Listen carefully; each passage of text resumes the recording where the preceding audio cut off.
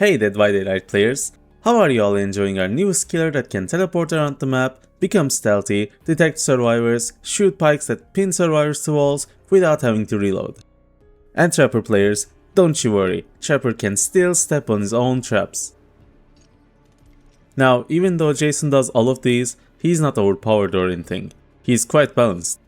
But this video isn't about power levels, it's about power creep. It's becoming harder and harder to ignore every day, yet I rarely see people talking about it. Today we'll cover 3 things in this video. First, what is power creep and what can be considered power creep? Second, how does power creep happen in Dead by Daylight? And third, what does this entail for the game's future? We'll be looking into history and see when and why did this start happening. I could just cut the video short and say corporate greed, but then this channel would be named Ace Complaints and not Ace Guides. Let's kick it off with defining power creep. Power creep is when new released content does the same or similar thing with previous content, but better. To give an example, think of an MMORPG. Let's say you have a healer class and it can heal. That's about it. So they release another healer class and this one heals slightly less but can also buff your team. Then another year later, they release another healer class. This one heals slightly lesser but can buff your team and damage enemies too.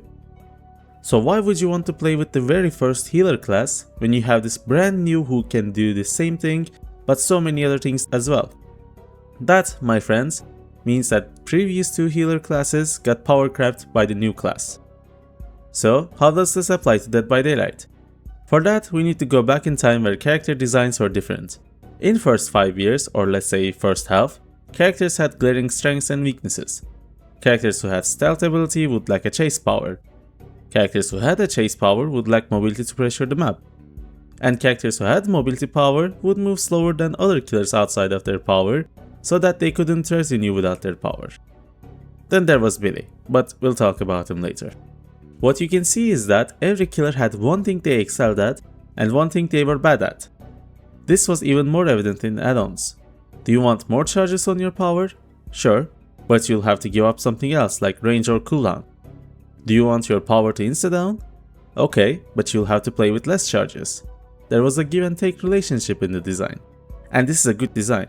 No character in any game, not just Dead by Daylight, should be doing everything at once. This leads to less interesting and less unique characters. And I miss this a lot from old Dead by Daylight. And probably the only thing I miss from old Dead by Daylight.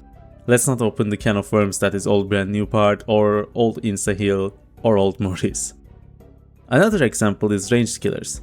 Back then, if your character was ranged, they would be slower than your average killer because they would exchange reach with mobility and map pressure. I can hear you saying, but Ace, that's still true, Blight is a mobility killer who's slower than other killers. Springtrap and Jason are ranged killers who are also slower than other killers. I hear you, and it's correct in theory. Blight is currently slower than other killers. It just only took them 5 years to finally nerf him to make it so. Springtrap moves at normal speed when he doesn't have his axe. Meanwhile, Huntress has to bring an iridescent add-on for that, mind you. And Jason is the biggest fraud of them all because he almost always has 5% haste. Not to mention both Springtrap and Jason completely ignore other ranged killer weaknesses because they get to have map mobility and stealth on top of ranged power too. And that's the problem with second half killers. They get to do everything. In last 4 years, we got 17 killers, and 15 of them have a mobility power on top of their original power. Not having mobility power sucks, I get that, but it doesn't make sense for every killer to get a mobility power while they already have a good power. But that's not the only problem second half killers have. They also don't have any cooldowns for their powers. Krasu's dash cooldown is 3 seconds, Vecna's vine attack cooldown is 3 seconds, Houndmaster Dog has a cooldown of 5 seconds, Kaneki gets all of his leap tokens back in 7 seconds. With both of these things combined, power creep starts to show itself. Xenomorph is the first culprit for this. Not only he started power creep, but also perk power creep, which we will talk about later.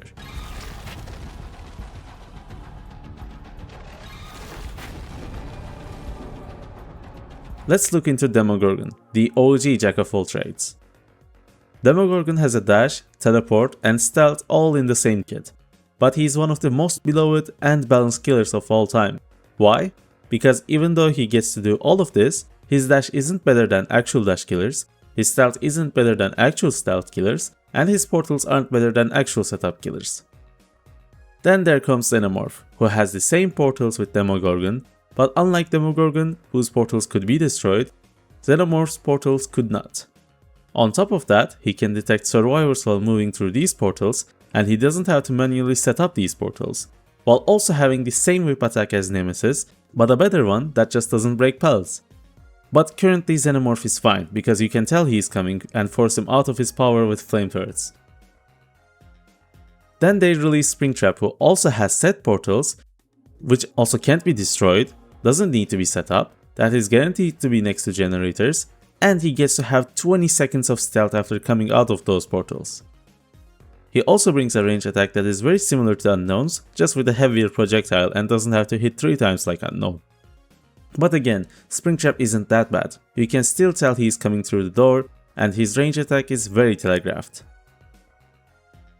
Then there comes Jason, who has the best portals because he can come out of anywhere and can also enter those portals from anywhere. Then when he comes out, he's moving as fast as any other killer, with a projectile that is exact same with Deathslingers. He just pushes instead of pulling, which he can also force survivors to slow themselves down, without having to slow himself down for a reload. So then, why would anyone play Deathslinger over Jason? Deathslinger brings nothing to the table other than the gun fantasy. But that's not the all power creep we have, we still have so much on the list. Let's talk about Chucky, who gets to be undetectable and dash every 12 seconds. Mind you, Ghostface's power has a cooldown of 15 seconds, and he can be forced out of it by survivors.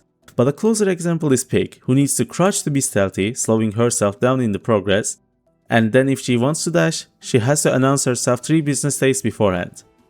Even then, her dash isn't as fast or as long as Chucky's. Sure, she also gets bear traps, but by the time Pig gets to place 1 trap on a survivor, Chucky would be getting his 3rd kill. And Chucky on release would already be done with the game and queuing up for the next one. Dracula has the same skill shot as Pyramidheads, just better on some cases and worse on some other cases like Elevation. But unlike Pyramidhead, he can teleport around the map, and if he can't use his flame pillars, he can instead chase faster on foot and dash. Houndmaster managed to power creep twins on release by having more bugs than them. And Kaneki, Kresu and Henry managed to put people to sleep faster than Freddy by being extremely uninteractive and boring to play against. Okay fine, that's on me for hating them. But come on, does anyone have fun playing against Henry and doing 1,000 50-50s in 10 minutes? The point is, these killers don't have any glaring weaknesses and only strengths. Only Unknown and Vecna has actual cooldowns, and guess what? They're the only killers who got buffed since release instead of being nerfed among second half killers. Even though first half killers also share similar powers, like Release Myers and Ghostface, and Hillbilly and Oni, they still had their own ups and downs. For example, Oni's power was better than Hillbilly, but he had to earn that power while Hillbilly had it available at all times. Now, Hillbilly is reworked and he's faster and more lethal than Oni while also having his power accessible at all times. Hillbilly was balanced because of his cooldowns. His power not only allows him to traverse the map, but also inside down survivors. So it only made sense for a killer like that to have punishments for using his power wrong. If you bumped into a wall, you'd have to go through 5 seconds of cooldown. Again, this is give and take. You're risking a punishment for having such a good power. You also couldn't use this power to camp hooks because your chainsaw would overheat. Now, no one liked overheating chainsaw, but it was so much healthier than overdrive we have today. Not only these cooldowns are way shorter today, he also gets rewarded for spamming his power. Why? Shouldn't it be the opposite? Imagine Hunters started going primal and throwing auto aim matches after missing a few. It doesn't make any sense. And to this day, I don't understand why people are praising Billy rework. Mind you, Leatherface also has an inside down power without the map mobility, and he still gets punished for spamming his power or bumping into walls. How is this kind of power level difference considered fine? And what does behavior do to minimize this difference in between older and newer killers? The bare minimum, such as buffing them ever so slightly after a couple of years. Demogorgon just received a better dash and longer stealth after several years. Pig's dash is finally better without having to bring add-ons after 8 years. But this isn't enough. For example, if you look at older tier lists, you'll see that Huntress and Hag were considered A-tier killers back then. And since then, these killers received nothing but buffs. But guess what? They're only lower and lower on the tier list. Because they get to have ups and downs, unlike newer killers who can also injure from afar or teleport around without having to move slower in exchange for that. And sometimes, they straight up refuse to do this bare minimum. Apparently, they're afraid of making Trapper too strong since he's a killer for beginners. As if Nurse and Hillbilly aren't unlocked for everyone. As if new players cannot go against newer killers who have 10 different powers. But it's fine since they can just read all this during the match. It's fine if they go against a Kaneki who can leap across the map, latch onto them, and injure them without them even knowing what's going on. It's not like Kaneki has so many different interactions on windows and pallets that'll guarantee you go down if you don't know what's going on. It's fine. But God forbid if Trapper starts with all traps on his end. We cannot have such a strong power and ruin it for the beginners. Let's move on. We still have survivors and perks to talk about. At least survivors don't have it as bad as killers. It's just that almost all recently released survivors are quieter than older survivors. And yeah, I get that no one likes loud survivors if it's not an Asian gamer girl. But why aren't we adjusting older survivors' volume according to that? You know, how it's supposed to happen a couple of years ago? But let's talk about something that affects both sides. Perks. Again, Xenomorph is the culprit here. Let me introduce you Darkness Revealed, a perk from Dredge who was released in June 2022. Darkness Revealed gives you information after you open a locker. Then, here comes Ultimate Weapon, released in August 23. This perk also gives you information after you open a locker. Both has a cooldown of 30 seconds, but one is active for 5 seconds and dependent on RNG. Other is active for 30 seconds and it's consistent. Cherry on top, Ultimate Weapon couldn't be countered by the anti-information perk Distortion, because it didn't show any aura. Oh, and also it would make survivors blind too, so no aura reading for survivors like Windows of Opportunity. Ultimate Weapon was so good that you didn't need any other information perk, and it was in every killer's build, from weaker killers to stronger ones. Especially strong ones thrived on this perk. Oni would pop his power, open a locker, and next thing you know, your survivor screaming, accompanied by an angry Japanese man rushing at you. It was so bad that people started running Calm Spirit just to counter this perk. So you would expect such a perk like this would be nerfed as soon as possible, right? No. Behavior didn't touch this perk for 6 whole months. And coincidentally, this DLC was sold more expensive than other DLCs with the excuse of having a skin in it. So Behavior didn't touch this perk until they made all the sales. This is one of, if not the most scummiest thing they've ever done in the history of Dead by Daylight. But Darkness Revealed isn't the only Dredge perk that got power crept. Meet Septic Touch, that makes any healing survivor in your terror radius exhausted and blind. Then a year later, they introduced genetic limits that made any survivor healed exhausted regardless of your terror radius. Thankfully, they reworked genetic limits and buffed Septic Touch, even though it still sucks. On to survivor side. Let's look into this perk, which I'm pretty sure most of you don't even know its name. This is Still Sight from Aestria and Bayarmar that shows you the killer, chests, and generators within 24 meters if you stand still for 2 seconds. Now let's look into extrasensory perception from 11. After crouching for 4 seconds, you get to see the killer, chests, generators, survivors, totems, pallets, windows, exit gates, and the hatch within 44 meters. This perk can be active for 11 seconds and you also get elusive during this time. It's not unlikely that someone paid and bought IS3 because they thought her perks were interesting around fall of 2025, only for Behavior to release an upgrade to one of those perks in 2026. Since we're already talking about Stranger Things survivors, let's look into another perk. First, we have Pharmacy, which I'm sure most of you don't even remember this perk existing.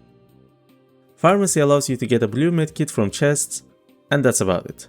No add-ons, and you cannot get toolboxes, keys or anything, just blue medkit from chests. Now we have Dustin's Change of Plans. You can exchange your toolbox for a medkit in the locker that keeps the same rarity of the toolbox and add-ons. So you can bring a blue toolbox, which is the best toolbox, and then exchange it for a blue medkit with the best add-ons anytime. And if you have friends, you can do it for them too. You don't have to find and search chests, you don't have to risk going into basement, you don't have to bring an offering. Just bring a toolbox, use it, and get a medkit. So I ask you, why would anyone use pharmacy when change of plans exist? So, what do we have for future? For starters, I can confidently say that behavior will keep releasing easier and easier killers. The only hard killer we received in years was Singularity, then they buffed and made him easier so much to the point that you don't even need to think to play him anymore. He's just another spam slop. Then every killer seems to come with something that makes them easier to play with. Why does Kaneki have auto lock on? Why does Kaneki get to slow down survivors just by clicking onto them? Why does Kresu get auto aim? Why did they think that it would be a good idea to tell players who they can and cannot hook? Now they're releasing an event which is supposed to be all dark and scary, but they're giving survivors an item that shows vault and pallet locations. Surely they're also not planning to make Windows of Opportunity based kit because everyone is using it. Please let this video age like milk, please prove me wrong, please behavior. For close future, we finally have information for the next killer, the Judgment, who can shoot a line to hit survivors and can send these survivors to special hooks after hitting them. Doing so, she also gets empowered and can change directions while shooting during this time. Extremely cool, right? But where does this leave this guy? Pyramid needs to force people to step on his trails in order to cage them. And these cages are no longer that good because people get protection after coming out of those cages. And his special mori isn't so special anymore because every killer seems to be getting those special moris nowadays just for using their power. So, dear behavior, please slow down with content releases. You don't have to release a new killer every 3 months that does 20 different things and make them irrelevant after they're nerfed. They're not interesting to begin with. There's a reason why Legion is still one of the most popular characters in both high and low elo. Despite being weak, they are unique. There's no other killer that allows you to queue up, turn off your brain, just run and slash people while listening to banger chase music. There are over 100 perks that is straight up unusable. And there are over 20 killers who are becoming less and less relevant with new killer releases. Work on older content which people paid for, and new players would be willing to pay for it if it was good. There's a reason why most DLCs have mixed reviews, because they're just not worth recommending to. But what do you guys think? Do you agree with me on power creep becoming more and more potent in recent years? Or do you think I'm over-exaggerating this whole thing? I'd love to hear your thoughts in the comments, but most importantly, I hope you enjoyed the video, and have a nice day.